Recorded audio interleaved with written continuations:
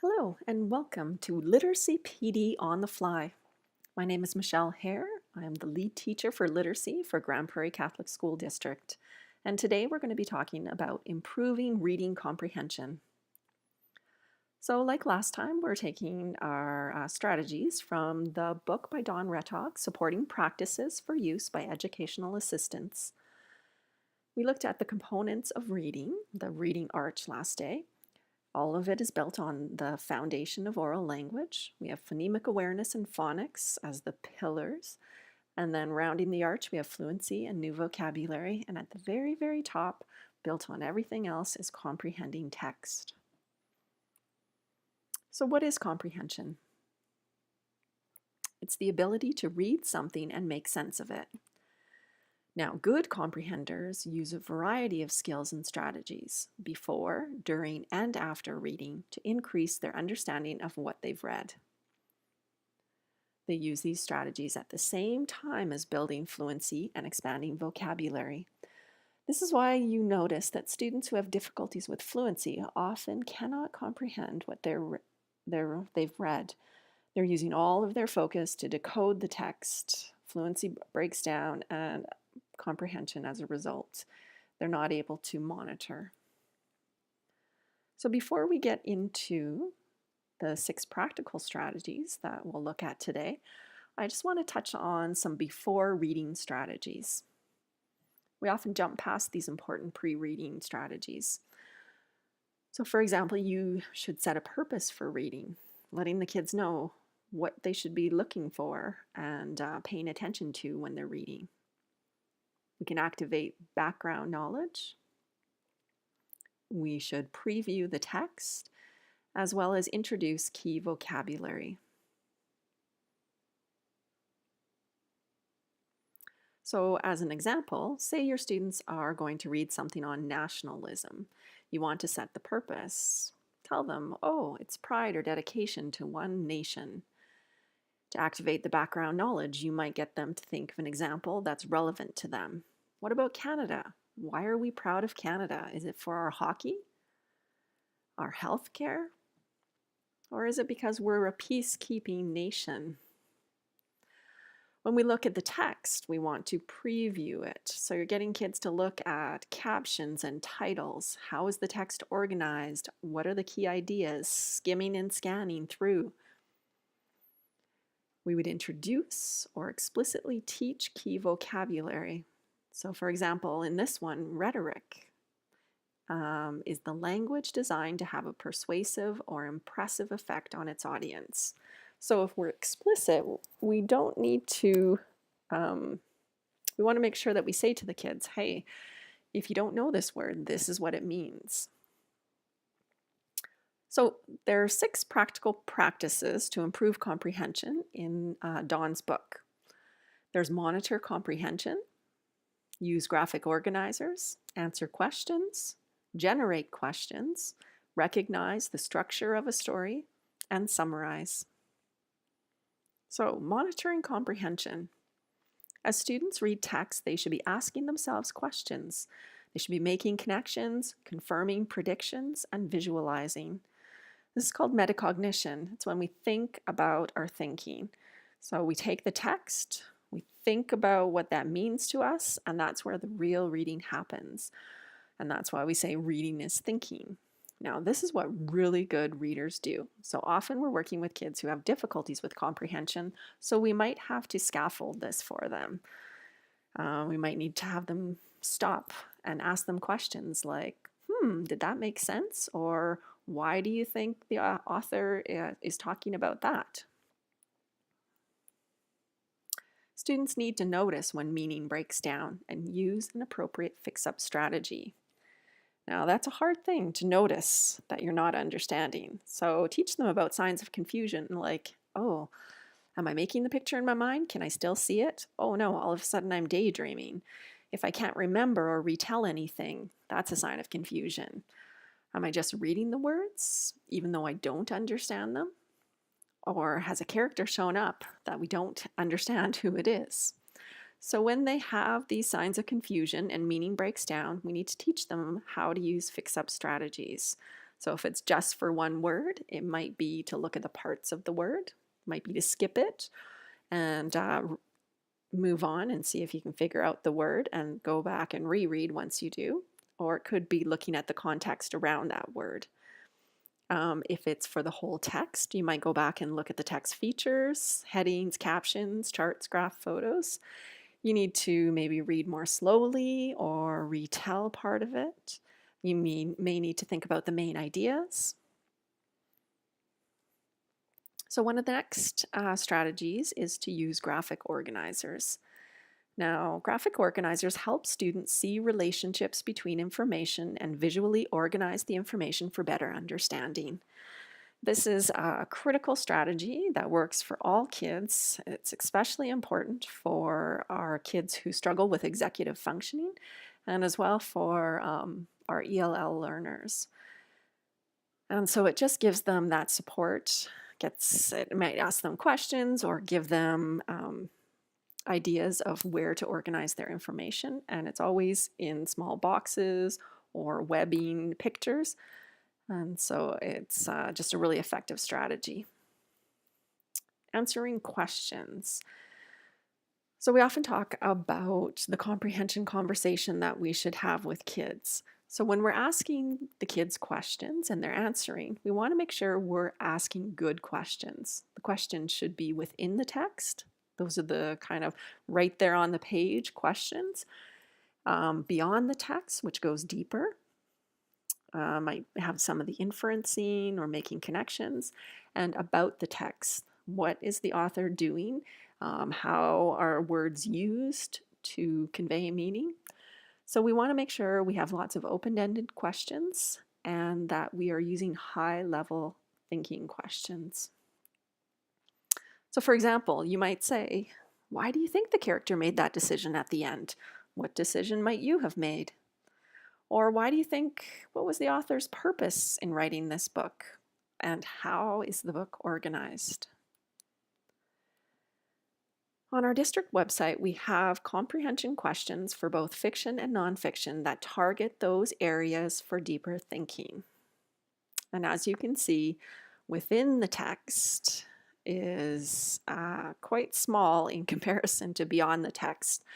Although within the text are important at times, they are the lowest level of questioning. They're the kind of facts and details that can be found right on the page. So we want to focus more on beyond and possibly about the text for older readers.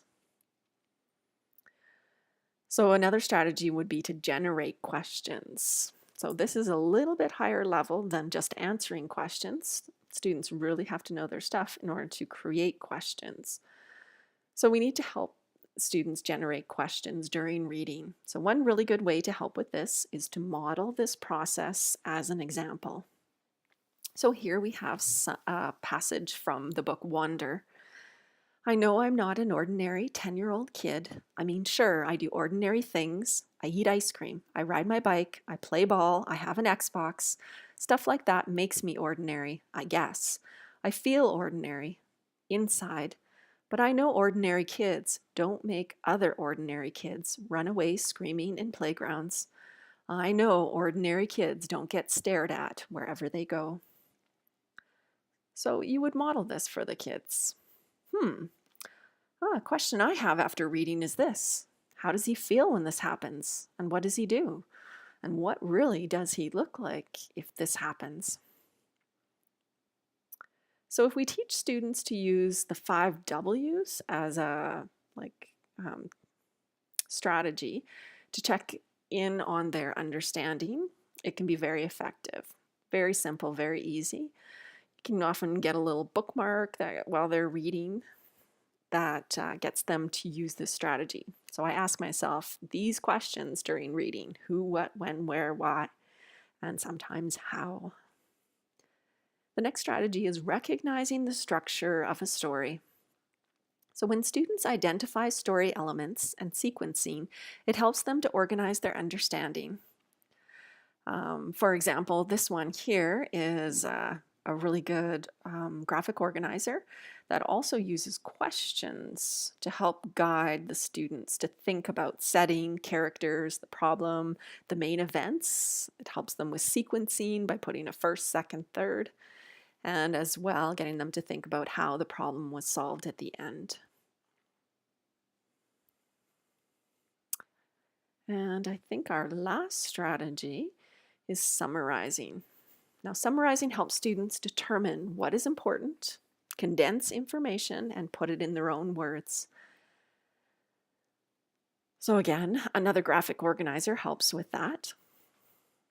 It gets them to think about what's the main idea and what are some supporting details. Now, this is not the easiest strategy for students. And we often find that when we ask kids to summarize, they want to tell us everything that the text says, and they're not sure how to figure out what's important or how to put that into their own words. So there are a few strategies that are helpful for teaching summarizing. One is the keyword summary. So students are given a copy of text to highlight keywords. And you really want to make sure you don't let them highlight like a whole sentence or a whole line.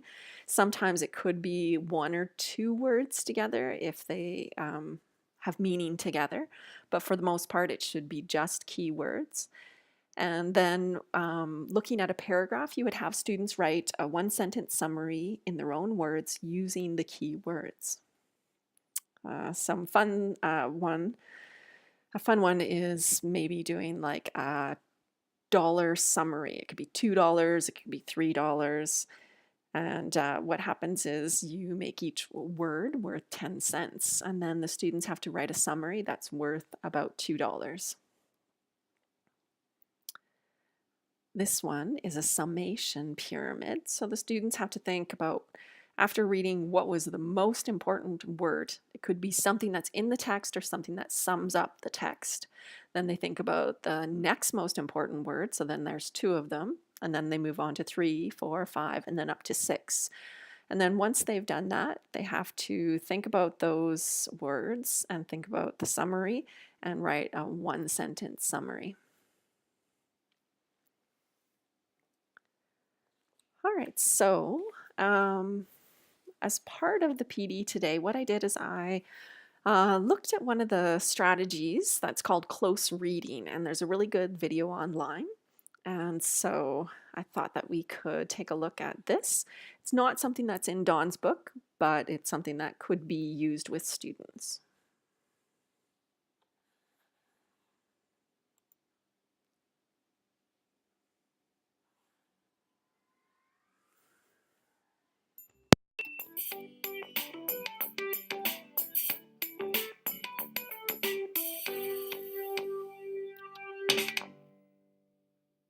Hi, I'm Alex for Teach Like This. Are you a good reader? I remember being 7 or 8 years old and going through book after book after book of R.L. Stein's Goosebumps. I used to dive right into those books and be attached at the hip to the main character and had to know exactly what was about to happen next. I get excited about reading, but I know that's not the experience for everybody. So in the later years of my education, having to read difficult articles, I already brought to the table a great set of skills. And doing close reading was just an extension of those skills. So how do you teach students that may or may not like to read to be close readers? Well, this video is designed to help. First, let's talk about what close reading is. Close reading is actually just figuring out what the text is saying. High-quality text doesn't give up its meaning easily and requires a little bit of work to figure out what it's trying to say. That work is divided up in numerous readings. The first time you read a challenging text, you just want to go for the bare minimum. During this reading, a close reader is only looking for reading comprehension. After this reading, students should be able to answer basic questions like what happened in the story, or what was the article about, what are some key points, what are some key details. During the first reading, I tell my students to read the text slowly and just get a gist of what the text is about. Also, while they read, I expect them to circle words that they don't know and words that they find interesting. After that first reading, this is where we're really starting to get into close reading. In the second reading, students should keep an eye out for language, narrative, syntax, and context. The author's language, or diction, is very important to uncovering the deeper meaning. While reading, what emotions do the author's words make you feel? Are there any words the author repeated or emphasized? Why do you think the author chose those specific words? The second thing to pay attention to is who's telling the story. If you're reading a technical journal, is it an expert in the field? If you're reading a novel, is there a narrator, or is it from the point of view of the main character? Next, pay attention to syntax. Syntax means the order of the words. Do the words start out happy and then change to sad, or vice versa? And finally, context is important. Are you reading a primary source historical document? Chances are that author has a bias. Books don't exist outside of time and space, so chances are what's going on in the author's life is impacting his or her work. Close reading is an intense analysis of a text to figure out what a text says, how it says it, and what it means. Those big picture questions can only be answered by reading the text multiple times and coming up with answers for questions about language, about narrative, about context, and about syntax. Teachers often ask for close reading, should I give a preview of the text? Probably not. You want the kids to discover these things on their own, which is important. Asking their own questions and coming up with their own answers will give them the confidence to do more close reading. What about setting a purpose for reading? That's actually fine, as long as you don't give too much information about the text. Learn how this character deals with uncomfortable social issues, or learn to find the difference between alligators and crocodiles. Does close reading require every text to be reread? For difficult text, absolutely. However, there are texts out there that a single read would suffice. Should I try to activate prior knowledge? Only if you really think it's necessary. If there's some kind of cultural reference that you don't think the students will know, then absolutely activate prior knowledge. However, if there's not, and if the students will get everything by reading, let them read about it. Is it okay to let students talk with other students about what they're reading? Absolutely. The more that they think about it, the more that they talk about it, the more that they interact with the text, the better. However, this is after multiple readings and students doing a lot of individual work. If you like this video, check out a couple of our other ones. As always, you can connect with me on Twitter, by email, or by commenting down below, and subscribe to get weekly strategies in your newsfeed. I'm Alex, and that's Teach Like This.